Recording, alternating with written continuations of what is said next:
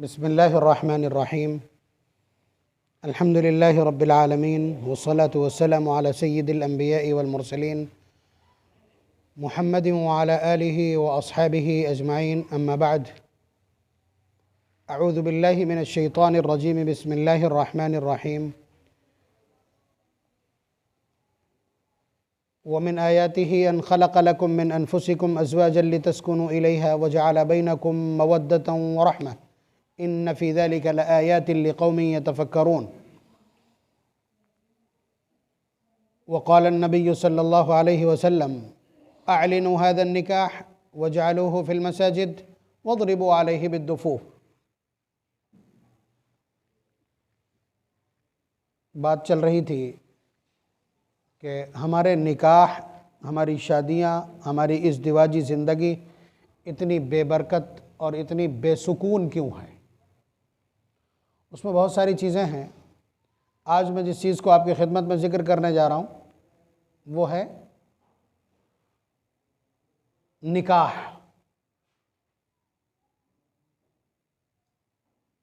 पहली सूरत हाल तो ये थी कि निकाह ही था और कुछ नहीं था। नबी अकरम सल्लल्लाहु अलैहि वसल्लम के 11 निकाह हैं। अब देखिए, निकाह की मजलिस के अलावा फिर कुछ नहीं है। अब हमने निकाह के आसपास बदतमीज़ियों का एक अंबार लगा दिया है कि एक बार बात पहुंचाई, फिर उसके बाद 2 लोग गए, फिर उसके बाद 4 लोग गए, कभी अंगूठी लेके गए, कभी मिठाई लेके गए, कभी दुनिया जहान का तामझाम लेके गए, कभी मेहंदी लेके गए, कभी उधर से कोई आया। इस कदर के तमाशे सिर्फ ये औरतें बनाती हैं। औरतें बेहयाई के लिए औरतों का इस्तेमाल करती हैं, नौजवान लड़कियां अपनी बेहयाई को सुकून पहुंचाने के लिए। देखिए, एक एक लफ्ज़ जहर में बुझा हुआ है, लेकिन एक एक लफ्ज़ 100 नहीं 101% सच है। तो ये पूरी तरह से एक तमाशा हमने बुना था।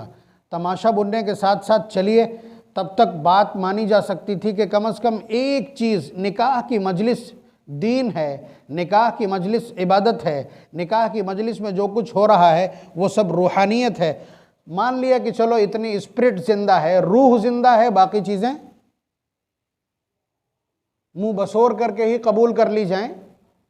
लोगों ने ये कोशिश की, लेकिन अब अफसोसनाक ये है कि उस निकाह की मजलिस को भी कुफ्र में तब्दील कर दिया।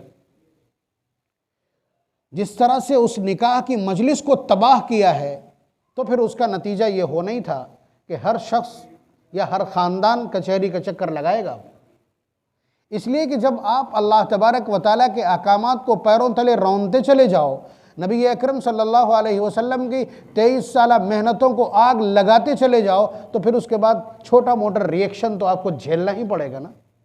दिखला दो एक घर पूरे समाज से जो ये कह दे कि उस घर में बहू है और उस घर में चैन और सुकून है। मुश्किल है, मुश्किल पड़ रहा है।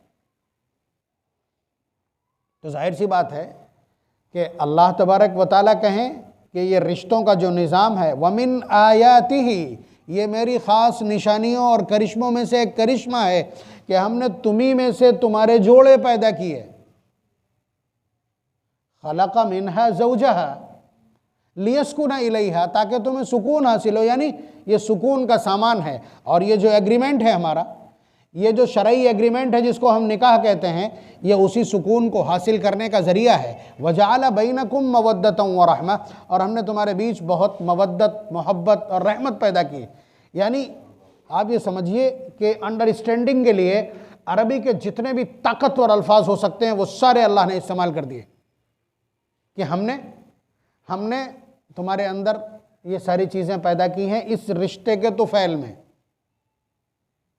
उसके बाद जब अल्लाह ताला ने ये कह दिया और नबी ने कह दिया अन्निकाहु मिन सुन्नती, निकाह मेरी सुन्नत है, निकाह मेरा तरीक़ा है, निकाह मेरा सिस्टम है, फिर उसके बाद आप इन्हीं दोनों हज़रात के तमाम उसूलों को, तमाम ज़ाब्तों को और इन्हीं कानून साज़ों के तमाम डायरेक्शंस को आप ताक पर रख करके और उसके बाद कहें कि हम खुद से चलाएंगे और ख़ुद से मुनाकिद करेंगे, हमारी खुशी है हम मनाएंगे, तो फिर ठीक मना के दिखाइए, मना के दिखाइए। 6 महीने तक सर्च करते हैं, तहकीक करते हैं, जासूसी करते हैं, पीछा करवाते हैं लड़के का और लड़की का, और उसके बाद निकाह करने के बाद कहते हैं कि मौलाना बहुत गलत फंस गए। क्यों? अपने शूर पे तो बहुत नाज है तुम्हें, अपनी तफ्तीश पर बहुत नाज है, फिर ये कहते हैं उन्होंने कुछ खिला दिया था, पिला दिया था। तो तावीज़ वाले चला रहे हैं दुनिया को भी इस वक्त। अपने गुनाहों को और अपनी इस बेराहरवी को और अपनी इस सरकशी को आज भी कोई नंबर देने को तैयार नहीं।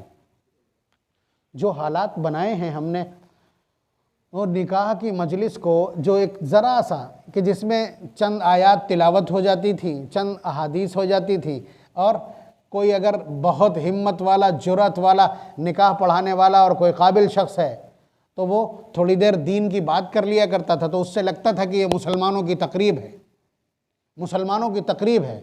अब निकाह के लिए ऐसा गूंगा बहरा चाहिए जो मुंह ना खोल सके, ऐसा गूंगा बहरा चाहिए जो मुंह ना खोल सके और जो कुछ बोलते जाए वही करता जाए। तो ये भी उसी में शामिल है कि निकाह को, निकाह की मजलिस को जिस तरह से हमने ऑफ कलर किया है, जिस तरह हमने बेरंग किया है, जिस तरह हमने उसको बेकीमत किया है, उसका नतीजा देखिए, झलकियां मैं आपकी खिदमत में अर्ज कर रहा हूं। 200 बाराती चोटे, 200 लोग गए साथ में निकाह की मजलिस में, गिन लीजिए आप 10 से 11 नहीं होंगे। उसमें भी वो बुढ़े होंगे जो अगली सफ में नमाज पढ़ने वाले, इसलिए कि ये नेकी है ना, ये मजलिस नेकी की, यही पहचानने के लिए काफ़ी है। अगली सफ वाले जहाँ मौजूद हों, समझ लीजिए ये नेकी है। आपके किसी जुलूस में अगली सफ वाला मौजूद नहीं मिलेगा, तो ये समझ लीजिए कि ये इंडिकेटर है बहुत बड़ा। तो वो अगली सफ वाले जो है ना, वही उस मजलिस में मिलेंगे आपको।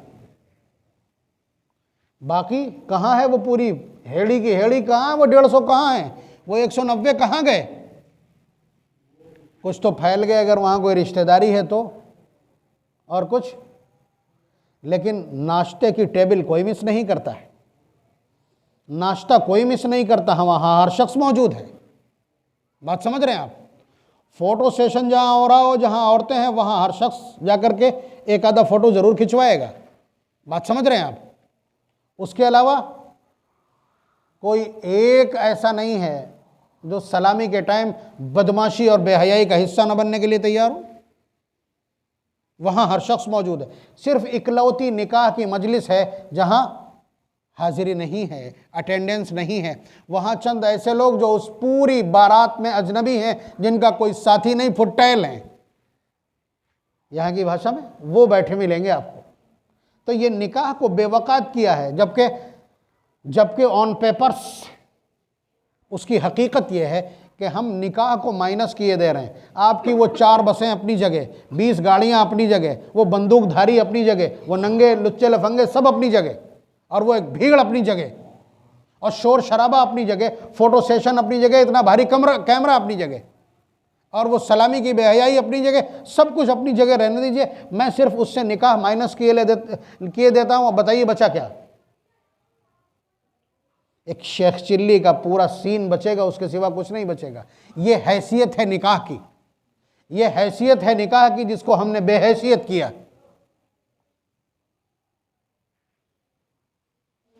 और वहाँ भी जो कुछ होता है, वहाँ भी जो कुछ होता है वो बड़ी बदमाशी है। तो आप अंदाज़ा कीजिए कि निकाह की मजलिस क्या मांगती है। एक तो ये हो गया, एक तो ये बात हो गई कि हमने उसको किस तरह बेहैसियत किया, हमारी बारात ने किस तरह बेहैसियत किया, जबकि हम उनको इस काम के लिए ले गए थे कि मेरे बच्चे की शादी है, मैं अपने बच्चे के लिए किसी की बच्ची का हाथ मांगने जा रहा हूँ। मैं दिखलाना ये चाहता हूँ कि मैं कोई उठाई गिरा नहीं हूँ, मेरा अपना मकाम है, और मैं जब चला हूँ निकाह के लिए तो मेरे सामने ये बावकात और बावकार और मुअज़्ज़ज़ लोगों के टोले और धड़े हैं। लेकिन वही निकाह की मजलिस में नदारत है, वो भी तो उन्हीं में का है ना। जो उधर वाला मेज़बान है वो भी तो उन्हीं में का है, उसका भी ध्यान सारा खाना सब लोगों ने खा लिया कि नहीं। मजलिस से उठ उठ के भागेगा। निकाह के वक्त बाप का होना ज़रूरी है, वली अलाउ करेगा तब तो निकाह मुनक़िद होगा ना, वली का मौजूद होना ज़रूरी है। लेकिन एक आदमी उसे बुलाने जाता है, फिर उसको दूसरा बुलाने जाता है, फिर उसको तीसरा बुलाने जाता है और आता नहीं है वो लड़की का बाप। फिर आएगा, ज़रा देर बैठेगा, ऐसे हाथ रखे होगा या फिर कपड़ा रखे होगा सर पे, फिर भाग खड़ा होगा। ये है शैतानत, इसलिए कि ये इबादत की जगह है, यहाँ शैतान का दिल नहीं लगता। बात समझ रहे हैं आप? तो निकाह की मजलिस का जो माहौल है वो क्या था? आप बताइए, जब आपको पता चले कि किसी का निकाह हो गया तो आपको क्या करना होता है? वही घिसा पिटा बेमाना सा मुबारक हो मुबारक हो, कोई मर जाए तब भी मुबारक हो, और कोई पतंग काट दे तब भी मुबारक हो, यहाँ भी वही मुबारक हो।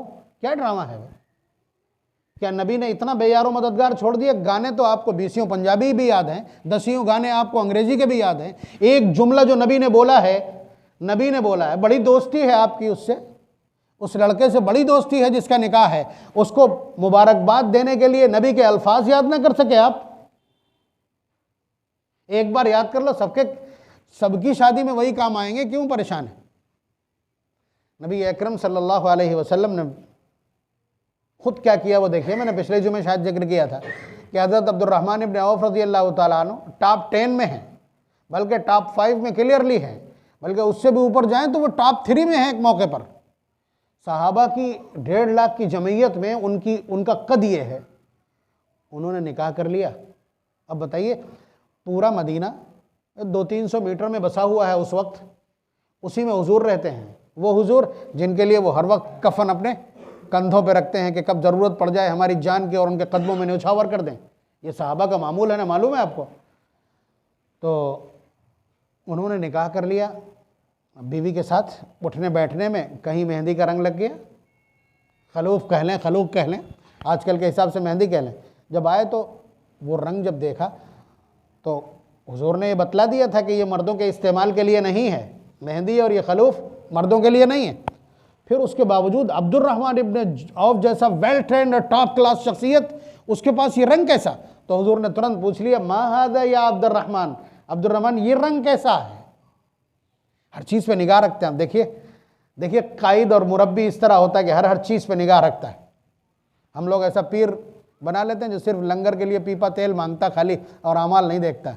ठीक है, ये मुरब्बी की मिसाल ये होती है कि रंग देखा फौरन मा हादा या अब्दुर्रहमान, ये क्या है? तो बहुत शर्मा के कहने लगे, या रसूल अल्लाह इन्नी तज़व्वजतु इम्रअतन अला वज़नी नवातिन मिन ज़हबिन, कि कल मैंने एक गुठली सोने के बराबर महर रख करके एक औरत से निकाह कर लिया। अब्दुर्रहमान इब्न औफ पिछवाड़े ही रहते हैं हुजूर के, और निकाह कर लिया और हुजूर को बुलाया भी नहीं, खबर भी नहीं की, निकाह पढ़ाने के लिए भी नहीं बुलाया। इसका मतलब ये कि कोई हंगामा नहीं होता है, हंगामा रिक्वायर्ड नहीं है, ये कोई मसला नहीं है शरीयत के तनाजुर में। यहाँ हिंदुइज़्म में, मजूसियत में, ईसाइयत में, यहूदियत में हंगामों का नाम शादी हो तो हो। इमामुल अंबिया की मुआशरत में ये दलील है, सिहा की रिवायत है, और सिहा सित्ता का कोई किताब निकाह ऐसा नहीं जहाँ रिवायत मौजूद ना हो।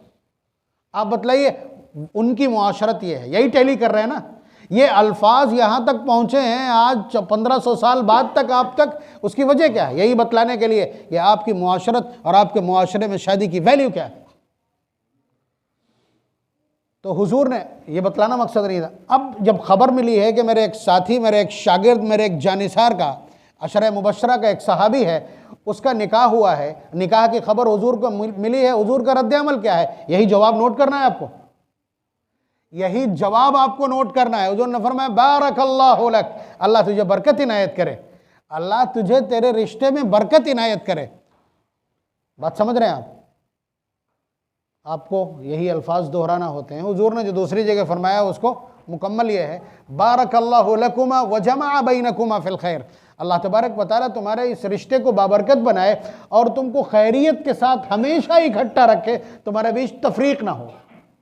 व जमा बैनकुमा फिल खैर, और ये जमा रहना सिर्फ मरने तक नहीं है, ये जन्नत तक है। इसलिए कि ईमान और निकाह ये फॉरवर्ड होते कहाँ तक?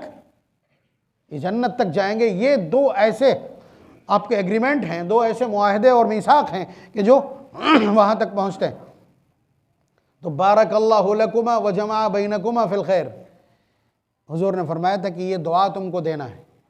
क्यों? इसलिए कि निकाह पूरी तरह से और निकाह के नताइज ये अल्लाह तबारक व तआला के इख्तियार का मामला है।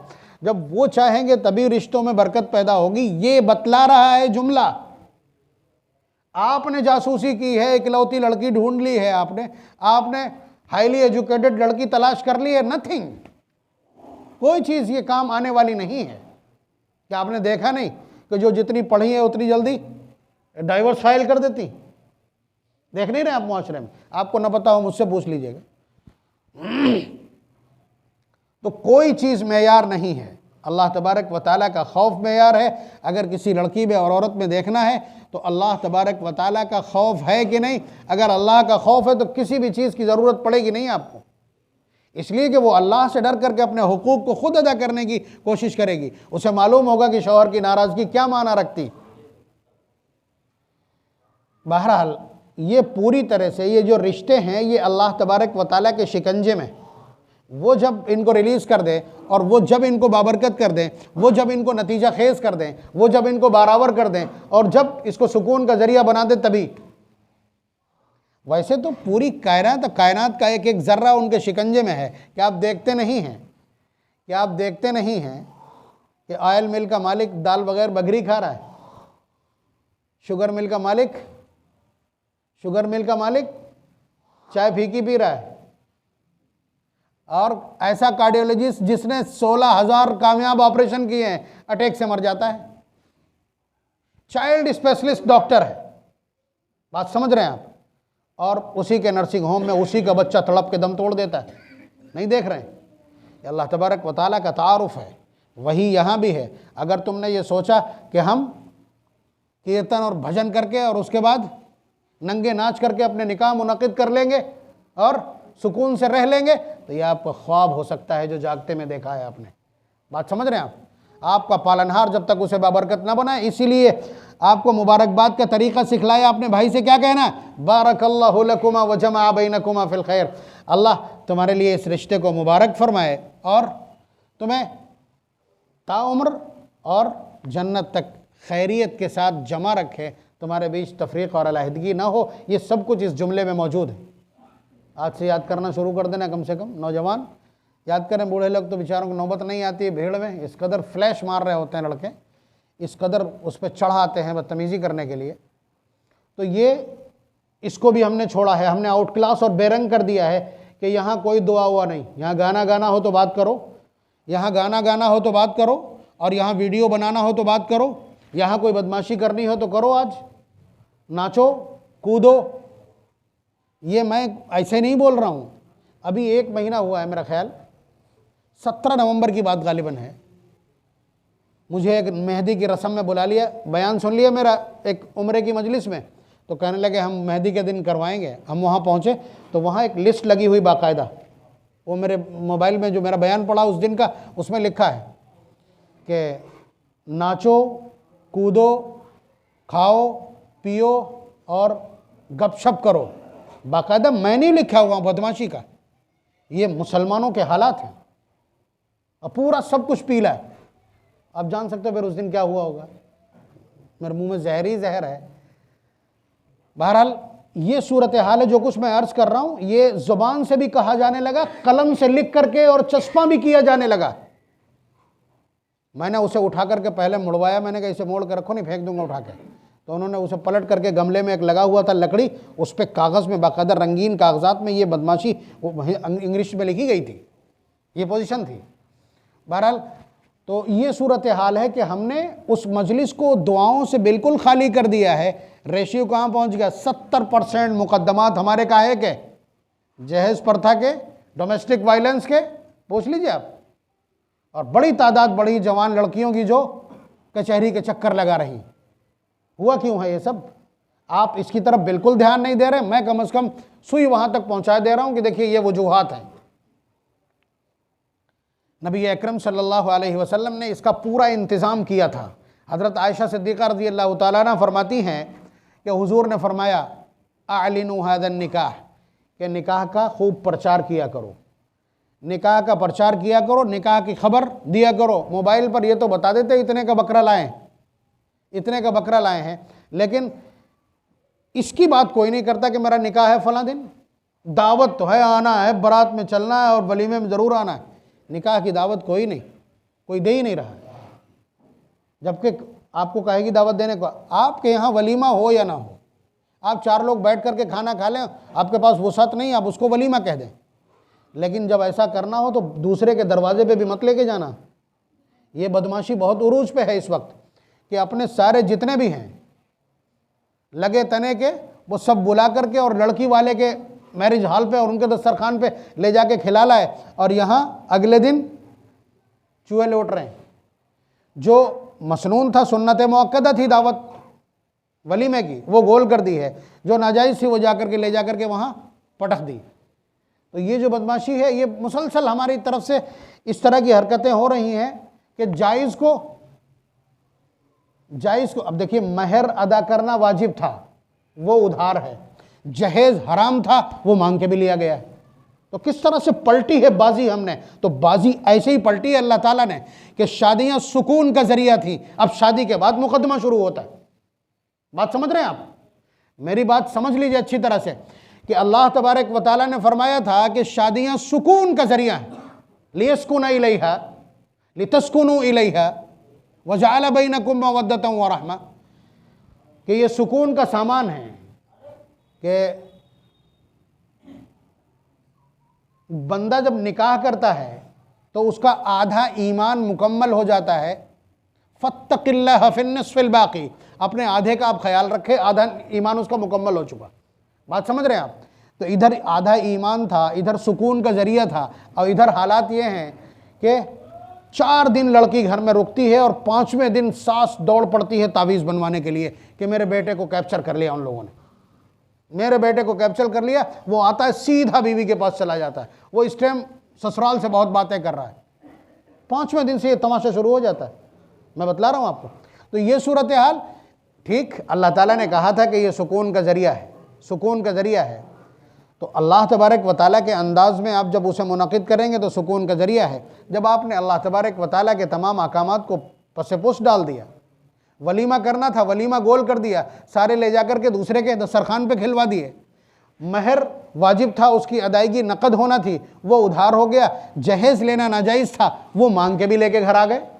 तो आपने जब बाजी पलटी है, बिसात उलट दी है, अल्लाह और उसके रसूल की मंशा को आग लगा दी है, आपने पैरों तले रौंद दिया है, तो फिर क्या चैन से बैठ लेंगे क्या? अगर आप चैन से बैठ लेंगे, जो बगैर जहेज़ की शादियां कर रहे हैं पूरी दुनिया में, इस बर्रे सगीर को, उपमहाद्वीप को छोड़कर, वो क्या करेंगे फिर? वो क्या फांसी पे लटकेंगे? गुनाह आप करें, बेसुकूनी कहीं और होगी। तो एक तो ये है कि दुआ का माहौल पलट दिया हमने। अब उसके बाद हम जैसे 4 सींग वाले को आप निकाह के लिए इसलिए नहीं बुला सकते कि निकाह की मजलिस में आप लड़कियों का थिरकना और औरतों का नाचना और वहाँ घूमना, और निकाह की मजलिस में क्या स्टेज पर चढ़ करके बदमाशी करना, फ़ोटो खिंचवाना और लड़कों के बीच घुसना, इसको आप रोक नहीं पाएंगे। जब इसको आप रोक नहीं पाएंगे तो किसी भी आप साहिब वरा और साहिब तकवा और साहिब इल्म शख्स को आप निकाह के लिए बुला नहीं सकते। वो इतना ज़मीर फरोश और बदकुमाश नहीं होता है कि वो इस तरह की बेहयाई झेल लेगा। ये भी पलटा मारा यहाँ पे आपने। नबी ने क्या कहा था? आलिनु हाज़न निकाह, के निकाह का ऐलान करो, वजअलूहु फिल मसाजिद, और इसको मस्जिद में मुनक़िद करो। मैंने अब तक निकाह की मजलिस की जितनी भी बुराइयां बयान की हैं, उन सब का इलाज इकलौता है कि मस्जिद में ले आइए, मस्जिद में निकाह कर लीजिए। ना यहाँ कोई थिरकने वाला मिलेगा, ना यहाँ कोई फ्लैश मारेगा आकर के, और ना यहाँ कोई बेहया दाखिल हो पाएगा। और मस्जिद में चूँकि मस्जिद इबादत की जगह है और निकाह क्या है? इबादत है। समझ में नहीं आ रहा? निकाह इबादत है भाई। हर वो काम जो आप सुन्नत के मुताबिक करें वो इबादत हो जाता है। अगर आप बैतुल खला भी गए हैं और सुन्नत तरीके से दाखिल हुए और सुन्नत तरीके से निकलेंगे तो आपका उतनी देर बैठना इबादत है। लिख के दस्तखत कर दूंगा। ये तो इस्तिंजा भी इबादत है। तो नबी ने क्या कहा? अन निकाह मिन सुन्नती, निकाह मेरी सुन्नत है। तो फिर जाहिर सी बात है इबादत है। और इबादत को कहाँ किया जाना चाहिए? मैरिज हॉल में या इबादत गाह में? आपकी इबादत गाह का नाम क्या है? आपकी इबादत गाह का नाम क्या है? मस्जिद ही है ना। जब मस्जिद है तो फिर इसको मस्जिद में मुनक़िद होना, सारी चीज़ों का अपने आप इलाज हो जाएगा, दुआ भी ठीक से हो जाएगी। अब आखिरी बात, 2 मिनट सिर्फ। आप ये सब चीज़ें कमांड करने वाला शख्स नहीं लेते हैं। निकाह पढ़ाने के लिए आपको भी वो टटपुंजिया चाहिए, वो टटपुंजिया चाहिए जो मुंह ना खोले, जो कुछ हम बोले वही करता चला जाए। ठीक है? जो शख्स नकीर, अब नकीर नहीं करते करते यहाँ हालात पहुँच गए कि आपको पता नहीं गवाह कैसा होना चाहिए, आपको पता नहीं वकील कैसा होना चाहिए, और आपको पता नहीं है कि इजाज़त की मजलिस अलग है और निकाह की मजलिस अलग है, दोनों के अहकामात अलग हैं। और अगर कहीं गवाह बहरा ठहरा तो क्या होगा, और गवाह गूंगा हुआ या ज़ौजैन में से कोई गूंगा हुआ तो क्या होगा। ये मुल्ला जी जो पकड़ पकड़ के निकाह पढ़वा रहे हो, अगर इस तरह के मसाइल किसी दिन आ गए तो एक गवाह ने पहले सुन लिया और दूसरे ने बाद में सुना जा करके दोबारा में, तो क्या होगा, निकाह मुनक़िद नहीं होगा। बात समझ रहे हैं आप।